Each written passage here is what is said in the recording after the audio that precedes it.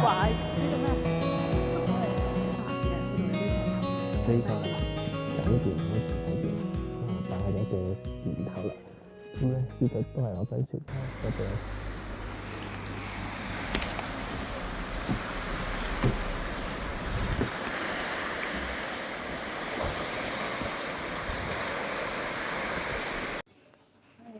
早晨啊！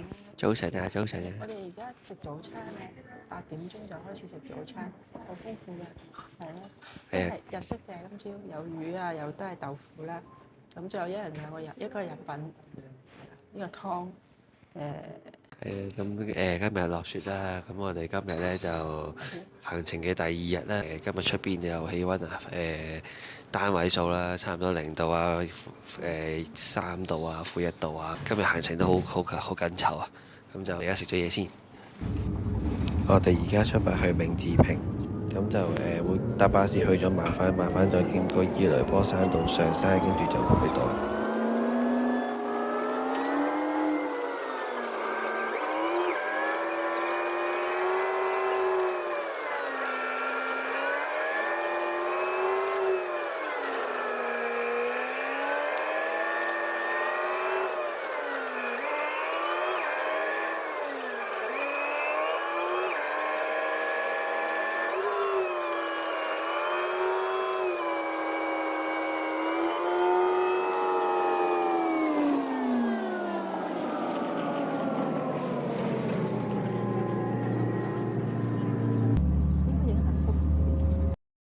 一落巴士就會去到呢度，咁我哋而家處於明治平觀景台嘅纜車站，咁原本係關閉嘅，因為強風關係啦。不過而家既然開返喎，所以就有得上去觀景台啦。有得搭啊！勁啊！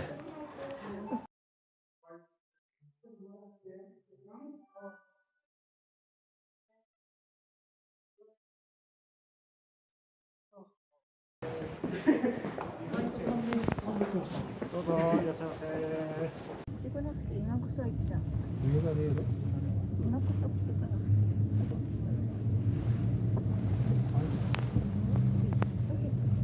紅葉が10月の下旬から11月の初めの3連休がどうもやってなくて、お待ちしまって。もう紅葉期間ね。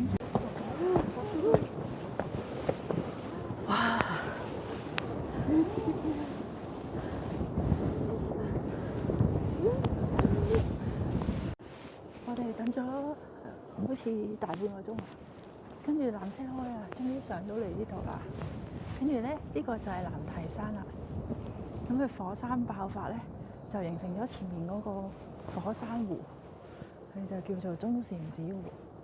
咁咧湖咧就會積水啦，所以咧又要卸走啲水，就會形成嗰個瀑布啦。即係樓下嗰兩個啦。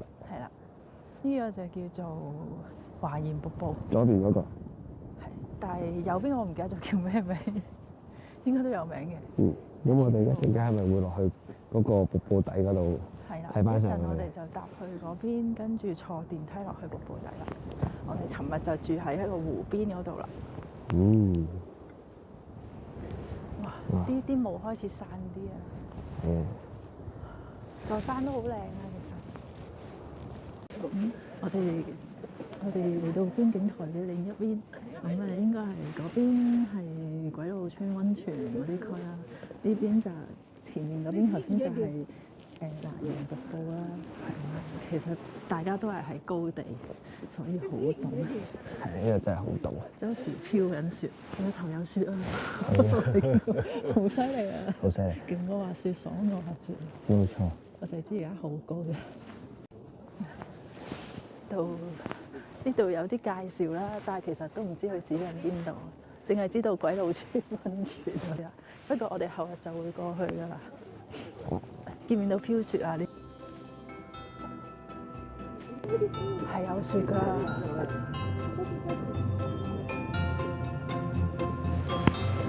見唔見到都有雪啊？結構入れてね。大丈夫。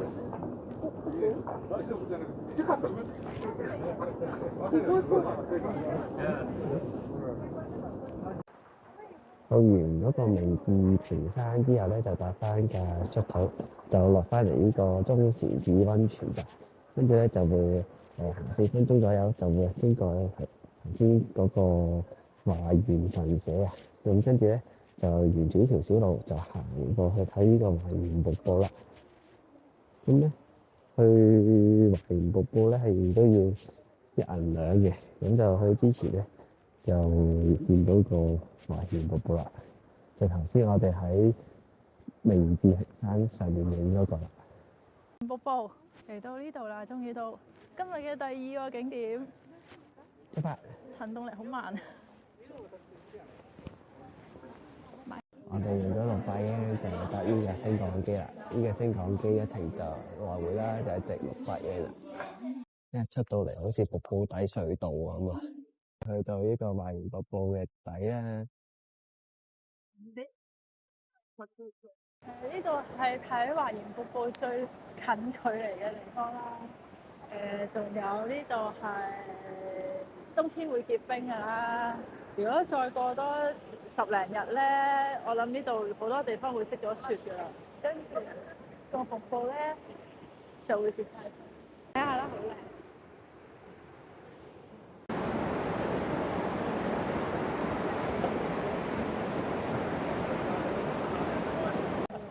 我哋而家嚟咗華嚴瀑布佢最近嘅觀景台，呢個係落咗電梯之後最高嘅觀景台。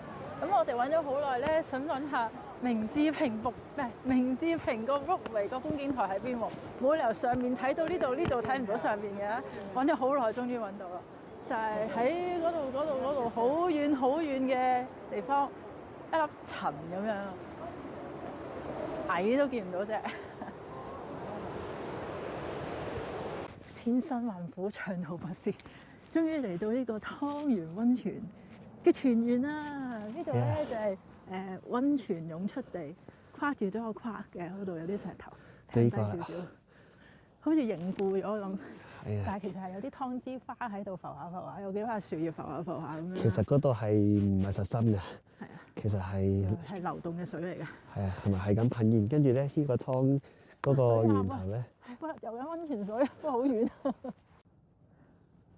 由呢一度流出去啦。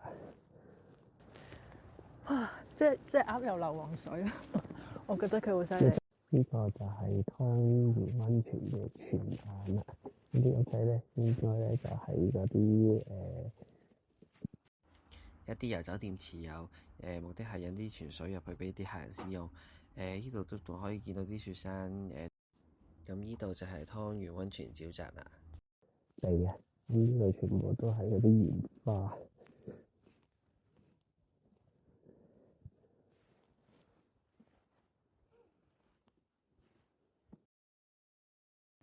呢度會見到好多氣泡喺水底裏面噴出嚟。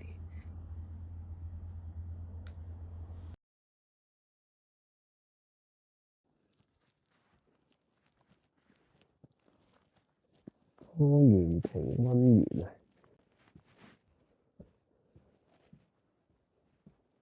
咁原來咧，再睇翻頭先嗰啲屋仔啦，暫時都仲未見到呢一隻同呢一隻，呢隻就成日見到啦。度數好高啊！呢個就係另一個角度望過去啦。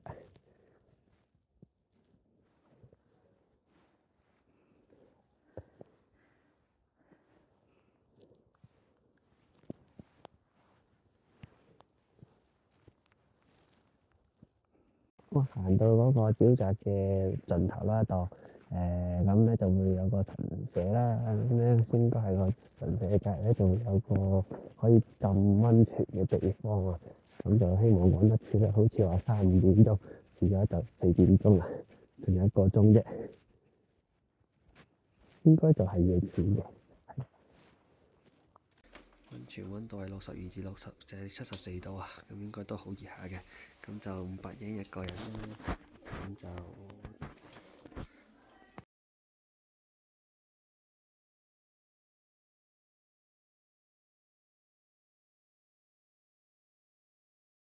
各位又係我啦。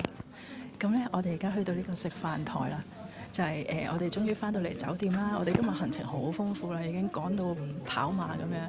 我哋今日首先咧就去咗個明治平嘅觀景台啦，去到等咗8個字先開，好彩有落車有等嘅司機都叫我哋冇落車嘅時候，我哋照落，即係乜都垃圾都影嘅嘛，不嬲都。咁啊，跟住留咗個零鐘好似係，跟住之後咧，我哋就去咗真係近距離睇個華嚴瀑布啦。我覺得都幾壯觀，係日本3大名瀑，唔知3大瀑布定3大名瀑之一。另外嗰2個係華嚴瀑布同埋唔係，另外嗰個係那智瀑布啊。同埋另外一個好難去嘅，都唔記得喺邊度。總之係最易去，不過就真係都幾靚嘅，有3個觀景台，唔係即係3層觀景台啦。跟住再嚟咧，我哋就入咗去呢個嘅日光湯源溫泉，係啊，唔記咗。但係其實嗰度個車程都好似差唔多半個鐘定係啦，咁咧半個鐘啦，即係都要跑嚟跑去啊。咁就去咗湯之湖嗰邊啦，咁啊有啲泉眼啦，同埋有啲噴溫泉嘅噴發地啦。咁啊其實都諗住呢個旅程完㗎啦，點知嗰間溫泉寺就未閂門，我諗住影門口嘅啫。咁啊，居然佢好得意嘅溫泉寺裏邊咧，係有個可以大眾都係浸溫泉嘅地方啦。應該都冇乜寺廟有溫泉㗎啦。咁就人哋反牌之前就入咗去浸咁樣啦。跟住浸完已經4點幾，咁就幾乎都係搭翻嚟嘅尾班車咁滯，咁就翻嚟酒店，跟住就浸溫泉食飯啦。咁呢餐都好豐富啦。咁啊，主要都有呢個睇下呢個海撒沙律啦，跟住呢個其實係鹽曲醃製雞肉火腿嚟嘅，跟住啲醬係啲蜂蜜芥末醬啦，跟住心形呢個咧就係半熟白潮津魚，呢個就係繼續呢度嘅名物啊，日光特產鮮腐竹配芝麻豆腐，最尾呢個就係白酒燉五花肉，呢個都係前菜啫。其實咧仲有3道主菜。咁啊，又係米飯湯醃菜，咁就任食啦。跟住有甜品啦，咁就係啦，好飽噶。咁我哋今日咧仲叫咗呢個柚子汁加梳打，柚子都係日光嘅名物嚟嘅，係啊。不過你應該都唔會搬個柚子翻屋企噶啦。好啦，咁我哋要食飯啦。